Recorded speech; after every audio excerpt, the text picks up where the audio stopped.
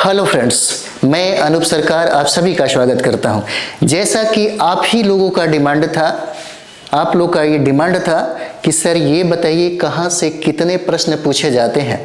उसके लिए मुझे लगभग कहें तो 8 घंटे इसमें मेहनत करने पड़े। 8 घंटे तब जाकर के हमने मूल्यांकन किया। मूल्यांकन करने के बाद मैं आज इस पे हम चर्चा करेंगे कि कहाँ से कितने प्रश्न पूछे जाते हैं।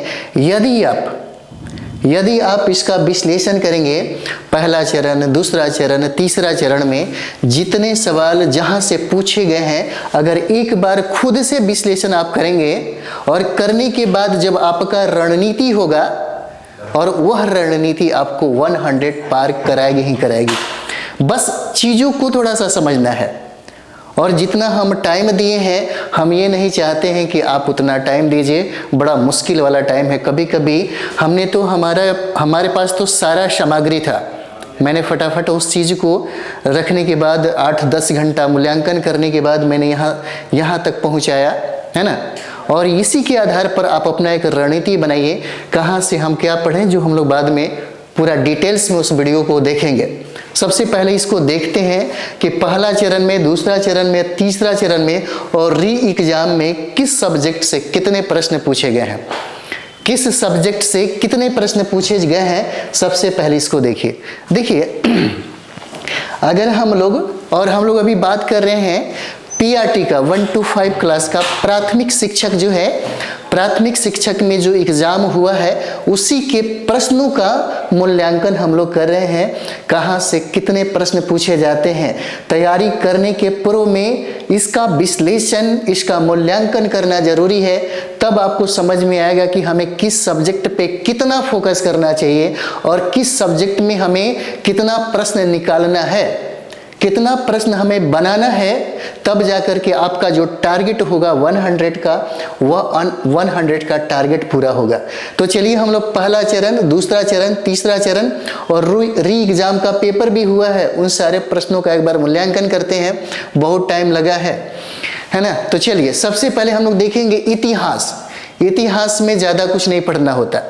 इंडियन नेशनल मूवमेंट 1885 से 1948 तक ही पढ़ने होते हैं। और यहाँ पर देखिए 15 प्रश्न उस समय पूछा गया था।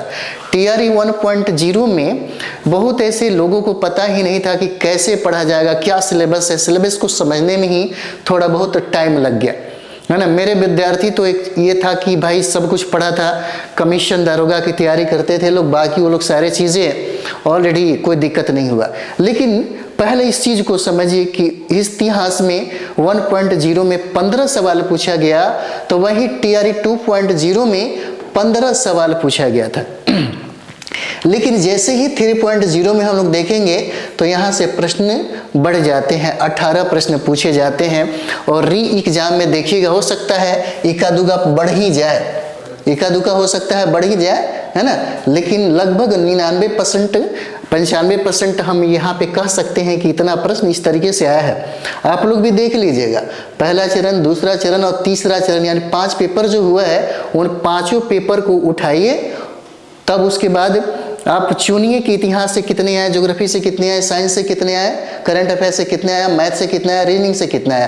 क्योंकि हम सभी लोगों को पीआरटी में 9 से 10 सब्जेक्ट पढ़ने हैं। जो अभी हम लोग 9 सब्जेक्ट की बात कर रहे हैं, जिसमें एक मिसलिनियस भी है, इक्का दुक्का प्रश्न पूछा जाता है। तो यहाँ टीआरई 3.0 में 18 प्रश्न पूछा गया और री एग्जाम जब हुआ तो री एग्जाम में भी आपसे 18 ही प्रश्न पूछा गया।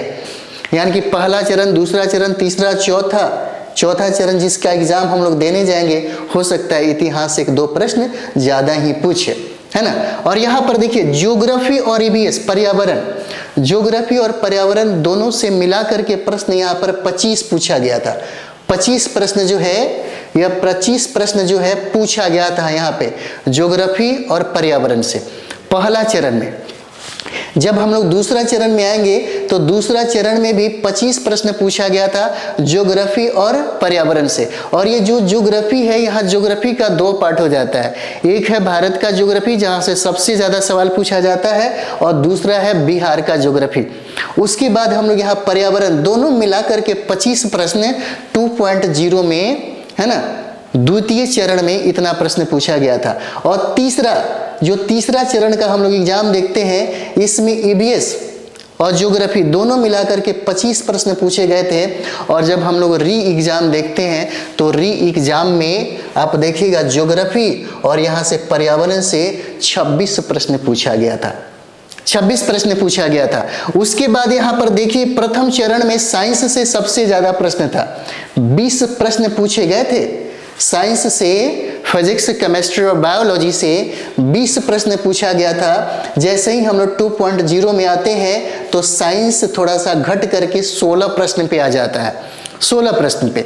जैसे ही हम लोग 3.0 में आते हैं तो यहाँ पे साइंस जो है 15 प्रश्न पूछे जाते हैं और री एग्जाम में भी 15 प्रश्न पूछे जाते हैं। कहाँ से? साइंस से। और साइंस में हमको कहाँ क्या पढ़ना है? हमको पढ़ना है फिजिक्स, केमिस्ट्री और बायोलॉजी पढ़ना है। हम लोग इसका पूरा डिटेल्स इसके बाद जो वीडियो देखिएगा, इतिहास में क्या क्या टॉपिक पढ़े, आप लोग बहुत डिमांड कर रहे हैं। ज्योग्राफी में हम क्या क्या टॉपिक पढ़े, साइंस, फिजिक्स, केमिस्ट्री और बायोलॉजी में हम क्या क्या टॉपिक पढ़े, इतना अगर समझ जाइए तो फिर इससे बाहर, है ना, प्रश्न अभी तक नहीं पूछा है। और हम संदर्भ भी बताएंगे एकदम स्पष्ट। संदर्भ कहें तो एकदम 100% जो डीटो किया जाता है ना, एक ही किताब पढ़िए, 1-2 किताब पढ़िए, उसी से प्रश्न हमेशा रहा है, री एग्जाम तक रहा है और हमेशा पूछा भी जाएगा और रहेगा भी। फिर आलतू फालतू की मैगजीन, किताब और नोट्स के चक्कर में मत पढ़िए, सिर्फ सटीक किताबें पढ़िए जो हम आपसे बात करेंगे। उसके बाद यहाँ पर देखिए साइंस की हम लोगों ने चर्चा किया। उसके बाद मैथ और रीजनिंग से 16 प्रश्न प्रथम चरण में पूछा गया था। पहली चरण में मैथ और रीजनिंग से 16 प्रश्न पूछे गए थे। मतलब मैथ रीजनिंग पे अगर कमांड हो जाए तो 32 का 32 और 30 का 30 प्रश्न जो है आप सही करिएगा। उसके बाद यहाँ पे जब द्वितीय चरण की बात आती है तो द्वितीय चरण में 15 प्रश्न पूछे गए थे। मैथ से 15 प्रश्न था और रीजनिंग से 15 प्रश्न था। जब हम लोग 3.0 में एग्जाम का पेपर देखते हैं तो मैथ से 15 और रीजनिंग से 16 प्रश्न पूछे गए थे यहाँ पे। जब हम लोग री एग्जाम की बात करते हैं मैथ और रीजनिंग से तो 15 और 15 सवाल पूछे गए थे, दोनों मिलाकर यहाँ से 30 प्रश्न पूछा गया था, है ना। उसके बाद यहाँ पर देखिए प्रथम चरण में जब हम लोग करंट अफेयर्स की बात करते हैं, करंट अफेयर्स 8 महीने का करंट अफेयर्स पढ़ना है और बहुत ज़्यादा नहीं पढ़ना है। हम सारे सब्जेक्टों का अलग अलग डिटेल्स करके बताएंगे कहाँ से कौन सा टॉपिक इंपॉर्टेंट आपके पीआरटी के लिए। अगर इतना कर लिया जाए तो 100 कोई बड़ी बात नहीं है, आप ही लोग लाइएगा और आप ही लोग ही लाते हैं, है ना। तो यहाँ पे करंट अफेयर्स में 1.0 में 14 सवाल पूछा गया था, 14 सवाल। लेकिन जैसे ही हम लोग 2.0 में देखेंगे तो करंट अफेयर से यहाँ 16 प्रश्न पूछा गया, 16 प्रश्न पूछा गया। और जैसे ही हम लोग करंट अफेयर्स 3.0 में तृतीय चरण की एग्जाम जब बीपीएससी का हो रहा था, शिक्षक भर्ती का, उस समय यहाँ से 16 प्रश्न पूछा गया था। और यहाँ जब री एग्जाम हुआ तो करंट अफेयर से 15 सवाल पूछा गया, 15 प्रश्न पूछा गया, है ना। यहाँ से 15 प्रश्न पूछा गया था। उसके बाद यहाँ पर देखते हैं पॉलिटी। प्रथम चरण में पॉलिटी से 6 से 7 प्रश्न पूछे गए थे। प्रथम चरण में पॉलिटी से 6 से और 7 प्रश्न पूछे गए थे। जब हम लोग द्वितीय चरण में आते हैं तो यहाँ से प्रश्नों की संख्या बढ़ करके 10 हो जाती है, 10 प्रश्न पूछे गए हैं। फिर उसके बाद हम लोग यहाँ 3.0 में पॉलिटी का पेपर देखते हैं तो यहाँ से 8 प्रश्न पूछा जाता है। जब हम लोग री एग्जाम में देखते हैं तो पॉलिटी से 9 प्रश्न पूछे जाते हैं, है ना, 9 प्रश्न पूछे जाते हैं। सब में अलग अलग टॉपिक है, बहुत बढ़िया टॉपिक है, ज़्यादा दिन का समय नहीं लगेगा। अगर हम लोग इस 9 सब्जेक्ट को पढ़े तो 3 महीना, है ना, 90 दिन, 100 दिन काफ़ी है अच्छे तरीके से कंप्लीट करने के लिए, 100 को पार करने के लिए बहुत इजीली तरीके से करा जा सकता है, कोई बड़ी बात नहीं है, है ना।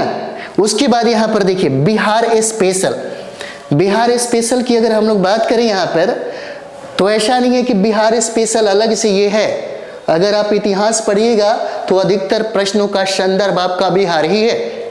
अगर उसको ऐड करिएगा तो पता चलेगा कि 22 और 15 प्रश्न बिहार स्पेशल ही हो गया।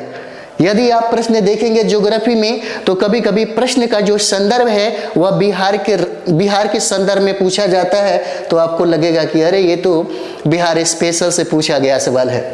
तो हमें ये समझना होगा, हमें इसको समझना होगा कि हम आखिर किस तरीके से पढ़ें।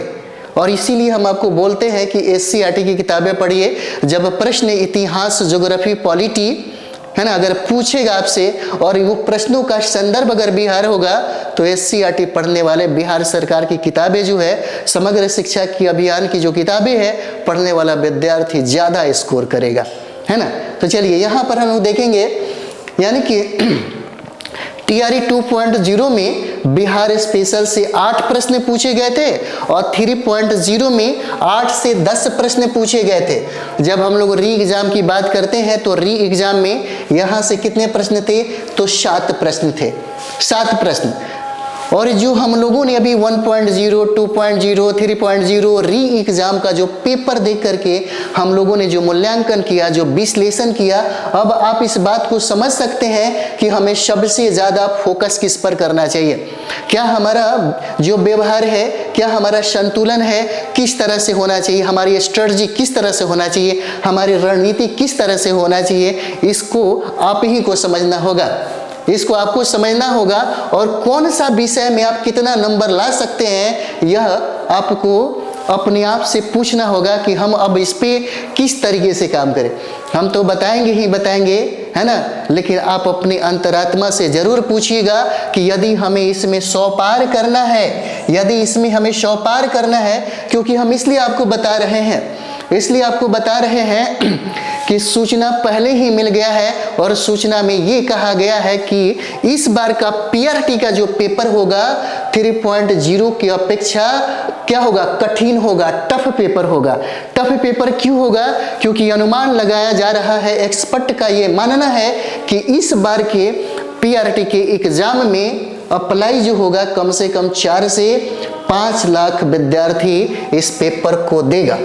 जब इस पेपर को देगा तो संभावना ये भी जताया जा रहा है कि आप किताबों का गहराई से अध्ययन करिए।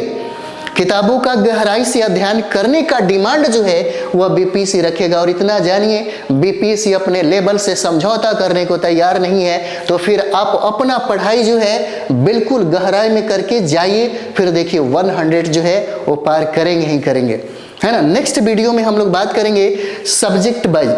इतिहास में हम लोग क्या क्या पढ़े, कौन सा टॉपिक पढ़े, ज्योग्राफी में हम लोग क्या पढ़े, कौन सा टॉपिक पढ़े, है ना। उसी तरीके से जितने भी सब्जेक्ट हैं, सारे सब्जेक्ट के बारे में जो हमने मूल्यांकन किया है, जैसे में PRT 1.0, 2.0, 3.0 और री एग्जाम में कहाँ कहाँ से किस टॉपिक से प्रश्न पूछे गए हैं, उन सारे प्रश्नों को और उन सारे टॉपिक को हम पूरे डिटेल्स में हम लोग बात करने वाले हैं, है ना। तो चलिए हम लोग मिलते हैं नेक्स्ट वीडियो में। इस वीडियो को जरूर अपने साथी और संगियों के बीच में एक बार शेयर करिएगा, है ना। लाइक कमेंट्स रुकना नहीं चाहिए, ताकि हम पढ़ते रहते हैं। अच्छा लगता है कि आपके मन में और आपके दिमाग में क्या चल रहा है, उसी के अकॉर्डिंग, जैसे आपके मन में बहुत सारी बातें थी, आप लोगों ने पूछा भी था कि सर हमें पता ही नहीं चलता कहाँ से कितने प्रश्न पूछे जाते हैं। ये कमेंट्स के माध्यम से पता चलता है, फ़ोन के माध्यम से पता चलता है ना। तो मिलते हैं हम लोग नेक्स्ट वीडियो में। थैंक यू वेरी मच आप सभी लोगों को।